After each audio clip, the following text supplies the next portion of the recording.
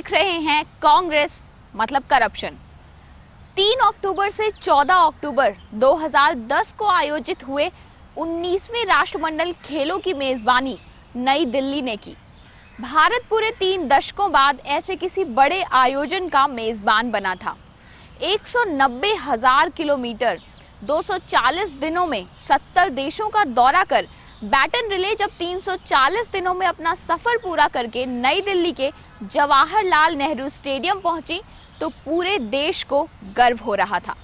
लेकिन इसी के साथ राष्ट्रमंडल खेलों में निर्माण सामग्री को लेकर अनियमितता और भ्रष्टाचार की खबरें जोर पकड़ने लगी और इस पूरे भ्रष्टाचार के मास्टरमाइंड थे सुरेश कलमाड़ी।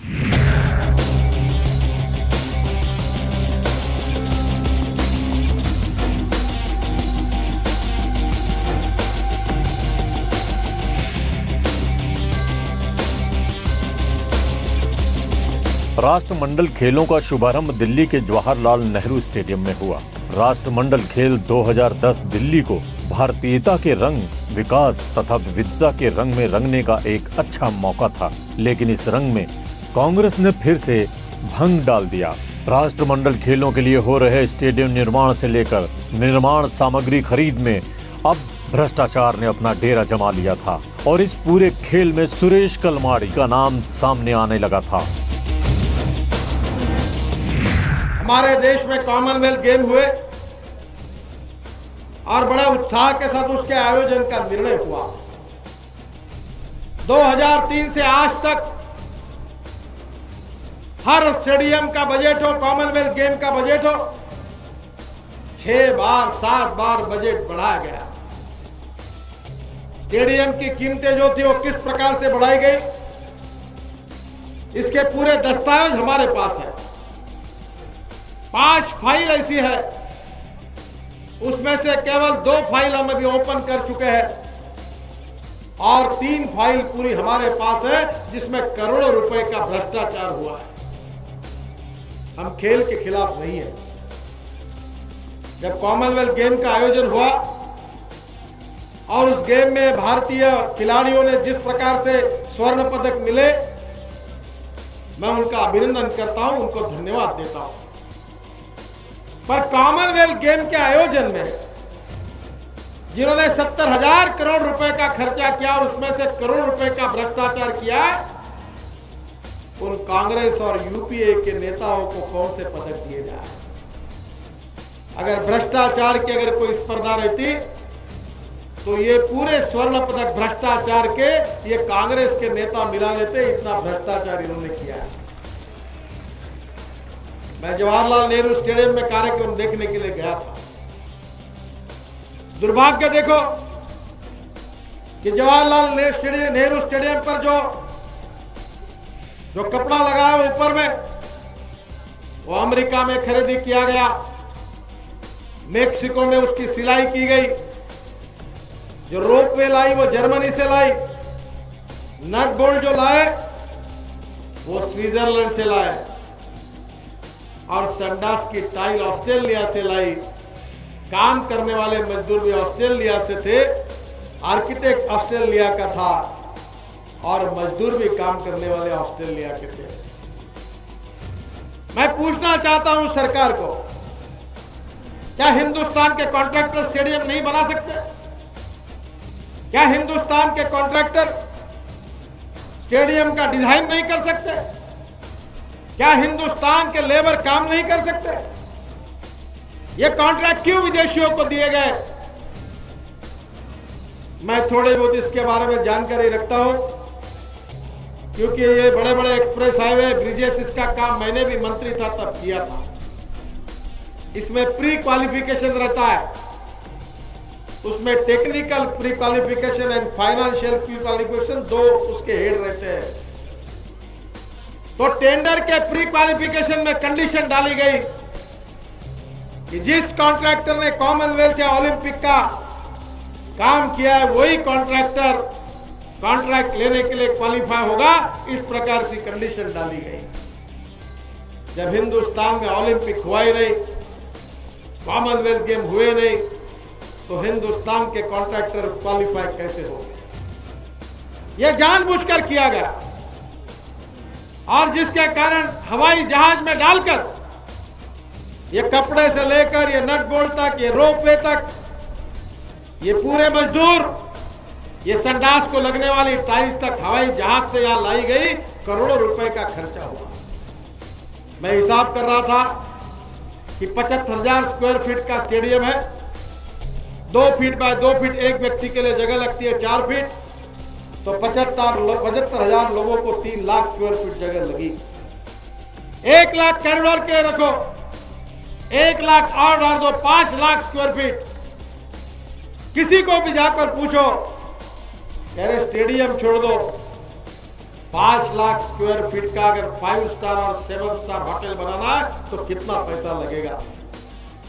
बहनों और भाइयों, ज्यादा से ज्यादा 1200 रुपए स्क्वायर फीट लगना चाहिए, पर मैं 2000 रुपए स्क्वायर फीट पकड़ता हूं। तो 5 लाख स्क्वायर फीट के लिए केवल 100 करोड़ रुपए लगते हैं, पर ये कांग्रेसियों ने कमाल कर दी। 100 करोड़ का काम 980 करोड़ रुपए पर गया। 10-20% का नहीं, 10 गुना भ्रष्टाचार किया। ये पूरे यूपीए का और कांग्रेस पार्टी का पाप है। सुरेश कलमाड़ी एक ऐसा नाम जिसका विवादों के साथ हमेशा चोली दामन का साथ रहा है, और राष्ट्रमंडल खेलों में हो रहे भ्रष्टाचार के बाद तो कलमाड़ी भ्रष्टाचार का पर्यायवाची ही बन चुके थे। आइए आपको बताते हैं कलमाड़ी से जुड़े विवादों की पूरी कहानी। सुरेश कलमाड़ी भारतीय ओलंपिक संघ के प्रेसिडेंट और साल 2010 में दिल्ली में आयोजित राष्ट्रमंडल खेलों में आयोजन समिति के चेयरमैन थे। 11 अक्टूबर 2008 को पुणे में कलमाड़ी को चौथी बार के लिए भारतीय ओलंपिक संघ का प्रेसिडेंट चुना गया था। नंबर 1, 2008 ग्रीष्मकालीन ओलंपिक्स में 3 भारतीय पदक विजेताओं के सम्मान में आयोजित किए गए सम्मान समारोह के दौरान कलमाड़ी कथित तौर पर उठकर बाहर चले गए, क्योंकि उन्हें भारत के उपराष्ट्रपति हामिद अंसारी के बगल में कुर्सी की पेशकश नहीं की गई थी।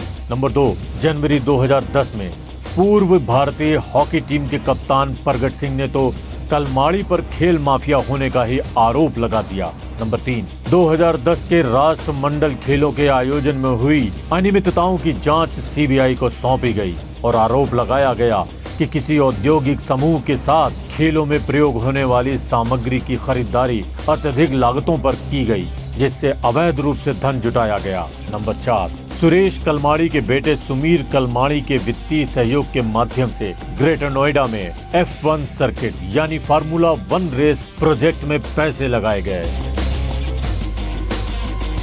सुरेश कलमाड़ी पर राष्ट्रमंडल खेलों के आयोजन में हुई अनियमितताओं के आरोपों की जांच के लिए सीबीआई ने कलमाड़ी को गिरफ्तार किया। सुरेश कलमाड़ी जो कांग्रेस के बड़े नेताओं में से एक हैं, सुरेश कलमाड़ी पर घोटालों के आरोपों की फहरिस्त बहुत ही लंबी है। क्या थे ये सारे आरोप जिनके कारण पहली बार किसी कांग्रेसी नेता को जेल जाना पड़ा? आइए देखते हैं।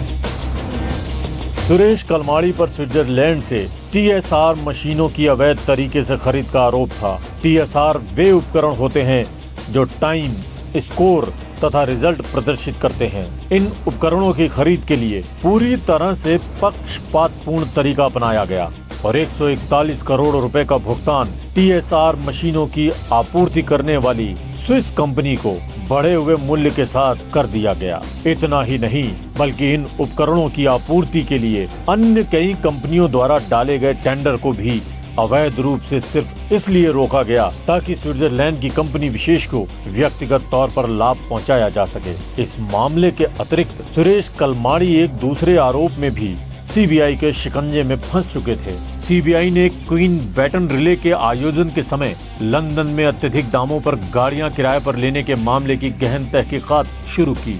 इस मामले में भी बिना किसी टेंडर अथवा एग्रीमेंट हस्ताक्षर किए हुए AM फिल्म्स तथा AM Car and Van Hire Limited को लंदन में आयोजन का काम सौंप दिया गया था। आरोप था कि इस अवैध कॉन्ट्रैक्ट में भी जमकर घोर अनियमितताएं बरती गईं तथा क्वींस बैटन रिले आयोजन हेतु अत्यंत महंगे रेट पर कारों तथा वैन के किराए का भुगतान किया गया। हालांकि राष्ट्रमंडल खेल आयोजन से पूर्व ही इस बात की चर्चा जोर पकड़ चुकी थी कि देश में पहली बार आयोजित होने जा रहे अंतर्राष्ट्रीय स्तर के अब तक के सबसे बड़े एवं महत्वपूर्ण आयोजन में घोर आर्थिक अनियमितताएं बढ़ती जा रही हैं। लेकिन सुरेश कलमाड़ी अपने आप को पाक साफ बताने की लगातार कोशिश करते रहे, लेकिन तमाम दबावों और विपक्ष की सक्रियता के कारण सीबीआई का फंदा कलमाड़ी के गले में फंस चुका था। कलमाड़ी ने अपने बचाव के लिए लाख कोशिशें की, सिफारिशें करवाईं और लगातार झूठ बोलते रहे, लेकिन बावजूद इसके आखिरकार सीबीआई ने सुरेश कलमाड़ी पर शिकंजा कस ही लिया। भारतीय ओलंपिक एसोसिएशन के महानिदेशक वीके वर्मा तथा संघ के महासचिव ललित भनोट को सीबीआई पहले ही गिरफ्तार कर चुकी थी और आखिरकार सीबीआई के इस कसते शिकंजे के कारण कलमाड़ी को खेल मंत्रालय द्वारा भारतीय ओलंपिक संघ के अध्यक्ष पद से आखिर हटना ही पड़ा। गौरतलब था कि सुरेश कलमाड़ी अब तक 3 बार सीबीआई के समक्ष पेश हुए। अपनी पेशी के दौरान हर बार उन्होंने अपने ऊपर लगने वाले सभी आरोपों से इनकार किया और झूठ का सहारा लेते हुए उन्होंने हर बार सीबीआई को गुमराह करने की कोशिश की, परंतु एक सच को छुपाने के लिए 100 झूठ का सहारा लेना उन्हें महंगा पड़ा। लेकिन जो व्यक्ति कल खेलों के लिए मुख्य अतिथि भारतीय राष्ट्रपति प्रतिभा पाटिल, प्रिंस चार्ल्स तथा उनकी पत्नी कैमिला पार्कर के समक्ष भारतीय ओलंपिक संघ के अध्यक्ष के रूप में कार्यक्रम के भव्य एवं रंगारंग उद्घाटन समारोह में अपने जलवे बड़ी बेबाकी के साथ बिखेर रहा था, वही सूरमा आज सलाखों के पीछे पहुंच चुका है। पहले नियंत्रक एवं महालेखा परीक्षक और उसके बाद प्रधानमंत्री मनमोहन सिंह द्वारा गठित शुंगलू समिति, केंद्रीय सतर्कता आयोग और आखिर में केंद्रीय जांच ब्यूरो ने राज्य सरकार पर राष्ट्रमंडल खेलों की परियोजनाओं में बड़े पैमाने पर भ्रष्टाचार, आपराधिक लापरवाही, ठेकेदारों को लाभ पहुंचाने, अयोग्य व्यक्तियों को ठेका देने और परियोजनाओं को शुरू करने में देरी के आरोप लगाए। भाजपा ने इस मुद्दे को संसद से लेकर सड़क तक हर जगह उठाया, लेकिन केंद्र की सोई सरकार अपने भ्रष्ट नेताओं को बचाने में लगी रही।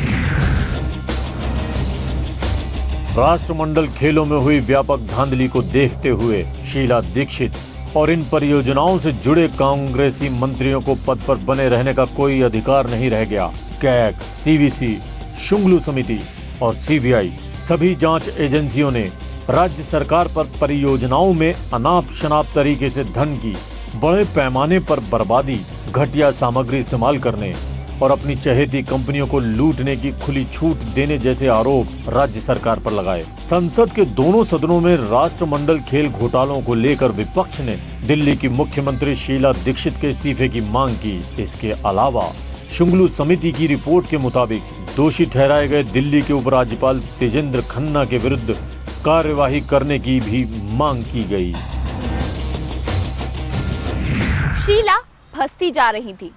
शीला दीक्षित इस कोशिश में लगी थी कि कैसे भी शुंगलू कमेटी की रिपोर्ट को नकार दिया जाए। अब मुश्किल ये थी कि विपक्ष के साथ साथ अब उनकी पार्टी से भी विरोध के सुर निकलने लगे थे। कांग्रेस के दिल्ली प्रभारी वीरेंद्र सिंह चौधरी ने तो यहां तक कह डाला कि शुंगलू कमेटी की सिफारिशों पर आगे की जांच होनी चाहिए। राष्ट्रमंडल खेल घोटालों पर दिल्ली की जनता का गुस्सा दिल्ली सरकार के खिलाफ था। मुख्यमंत्री शीला दीक्षित पर अपनी ही पार्टी से चौतरफा हमले होने लगे। हालांकि शीला दीक्षित ने अपने को बचाने के लिए शुंगलू कमेटी की रिपोर्ट को खारिज कर दिया, लेकिन कांग्रेस पार्टी के महासचिव वीरेंद्र सिंह चौधरी मानते हैं कि जांच आगे भी होनी चाहिए। विभिन्न जांच एजेंसियों की छानबीन में जिस तरह से बड़े पैमाने पर राष्ट्रमंडल घोटालों की परत दर परत खुल रही थी, वहीं मांग की जाने लगी कि दिल्ली की मुख्यमंत्री शीला दीक्षित और राज्य सरकार के वे मंत्री जिनकी देखरेख में इन परियोजनाओं का काम किया गया है, तुरंत पद से हटाकर सुप्रीम कोर्ट की निगरानी में इन पर मुकदमा चलाकर दोषियों को सजा दी जाए। केंद्र सरकार ने कॉमनवेल्थ खेलों के दौरान हुई वित्तीय गड़बड़ी के लिए मंत्री समूह GOM का भी गठन किया, जिसने अपनी रिपोर्ट में कहा कि CWG के दौरान भारी मात्रा में धांधली हुई। जीओएम के सदस्य के मुताबिक CWG के दौरान कई गलत कामों के रिकॉर्ड पाए गए हैं। जीओएम इन कामों का सही हिसाब और जिम्मेदार को सजा दिलाना चाहती है। एंटनी के अलावा HRD मंत्री कपिल सिब्बल, कानून मंत्री सलमान खुर्शीद और वाणिज्य मंत्री आनंद शर्मा जीओएम के सदस्य हैं। पीएमओ में राज्य मंत्री वी नारायण स्वामी विशेष आमंत्रित सदस्य हैं। जीओएम का गठन घोटाले की जांच करने वाली शुंगलू कमेटी की रिपोर्ट का आकलन करने के लिए किया गया था। जीओएम ने भी राष्ट्रमंडल खेलों में व्यापक स्तर पर गड़बड़ी की बात कही। राष्ट्रमंडल खेलों के कामों को पूरा करने में ठेकेदारों ने जमकर कमाई की। खेलों से जुड़े प्रोजेक्ट्स को पूरा करने में करदाताओं की 250 करोड़ रुपए से अधिक की राशि इन ठेकेदारों की जेब में चली गई। ये खुलासा प्रधानमंत्री की ओर से इन खेलों की जांच के लिए नियुक्त की गई शुंगलू समिति ने अपनी रिपोर्ट में किया है।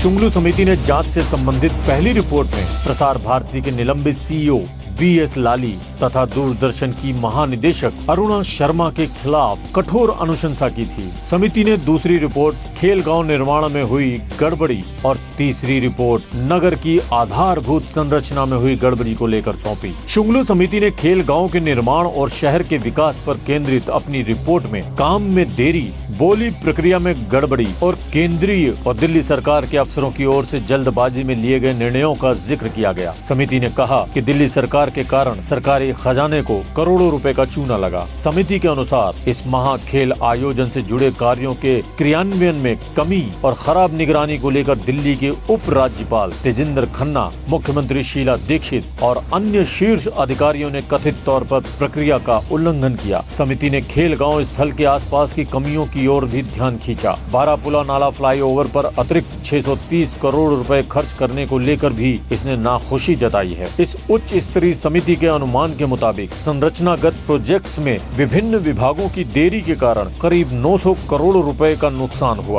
इसी तरह अक्षरधाम मंदिर के पास खेल गांव के निर्माण में DDA को 300 करोड़ रुपए का नुकसान उठाना पड़ा। इसके अलावा डेवलपर MRMGF को 134 करोड़ रुपए से लेकर 220 करोड़ रुपए तक का फायदा हुआ। समिति ने सलाहकार प्राइस वाटर हाउस कूपर्स की भूमिका पर भी सवाल किए हैं। उपलब्ध कराए गए रिकॉर्डों के आधार पर समिति ने कहा कि केंद्रीय मंत्रिमंडल को खेल गांव के गुण दोष के बारे में जानकारी नहीं दी गई। अपनी तीसरी रिपोर्ट में समिति ने 3000 करोड़ रुपए से अधिक की लागत के 19 प्रोजेक्ट्स का चुनाव किया है। इसमें सड़क, फ्लाईओवर, स्ट्रीट लाइटिंग, बस पार्किंग क्षेत्र से जुड़े कार्य शामिल हैं। समिति के मुताबिक इस काम में राष्ट्रीय राजधानी क्षेत्र सरकार की ओर से कोई तैयारी सामने नहीं आई। समिति ने कहा कि ये सभी काम काफी पहले हो जाने चाहिए थे।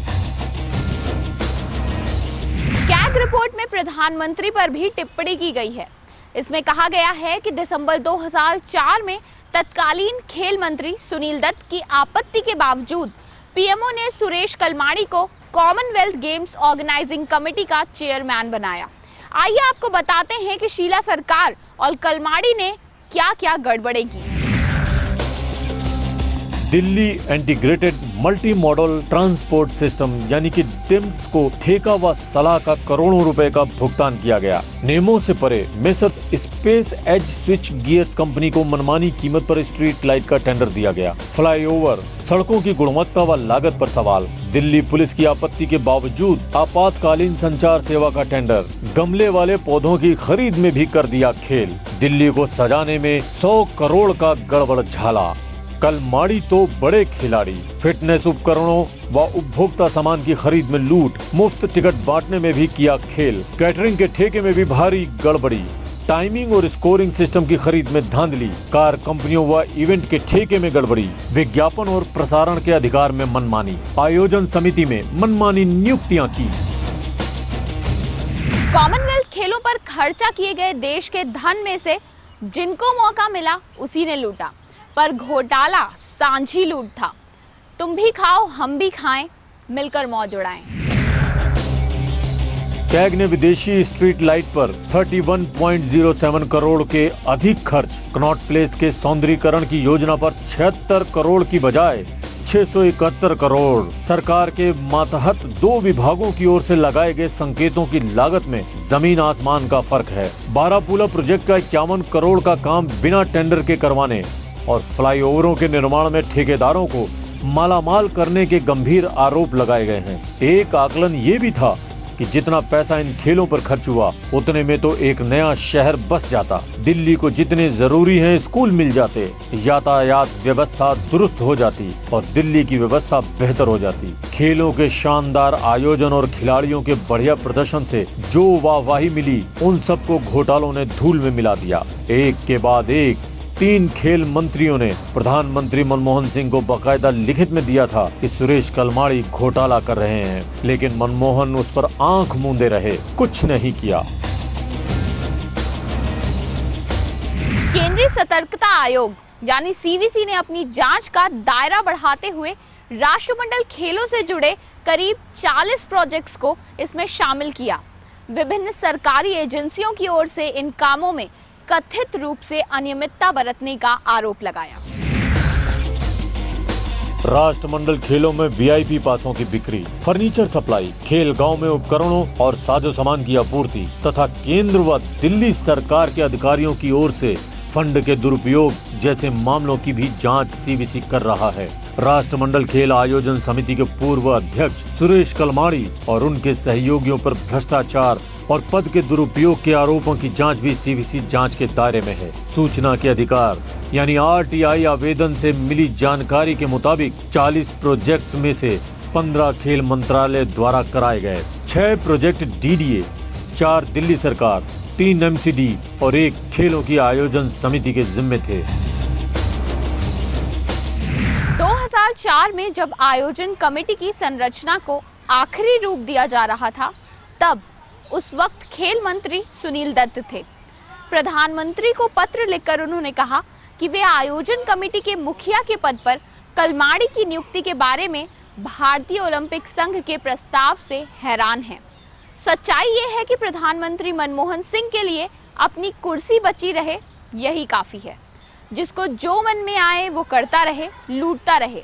ये मानसिकता और भ्रष्टाचार पर आंख मूंद कर भ्रष्टाचारी को बचाने और लूट की खुली छूट देने की करनी एक बार और उजागर हो गई। सुरेश कलमाड़ी अब जेल की सलाखों के पीछे थे। कलमाड़ी को लेकर आम जनता का गुस्सा इतना था कि अदालत में पेशी के जाते वक्त कलमाड़ी पर एक नवयुवक ने चप्पल फेंक दी। उम्मीद थी कि सुरेश कलमाड़ी की गिरफ्तारी के बाद शीघ्र ही देश के अन्य कई राष्ट्रमंडल खेल घोटालों से जुड़े हुए घोटालेबाज लोगों के हाथों में यथाशीघ्र हथकड़ियां लगी दिखाई देंगी। भ्रष्टाचार को देश से जड़ से उखाड़ फेंकने की दिशा में ऐसी गिरफ्तारियों को एक सकारात्मक कदम तथा शुभ संकेत माना जा सकता है। बावजूद इसके कि प्रधानमंत्री मनमोहन सिंह के नेतृत्व वाली वर्तमान संप्रग सरकार के दौर में घोटालों ने नए कीर्तिमान स्थापित किए हैं। तो आज कांग्रेस मतलब करप्शन की अपनी इस कड़ी में हमने बात करी कांग्रेस के इतिहास में हुए घोटालों में से एक महा घोटाले की, CWG घोटाले यानी कॉमनवेल्थ गेम्स घोटाले की। आगे भी अपने इस प्रोग्राम में हम ऐसे ही कांग्रेस के करप्शन की आगे की कहानी आपको दिखाते रहेंगे। फिलहाल मुझे आज्ञा दीजिए, नमस्कार।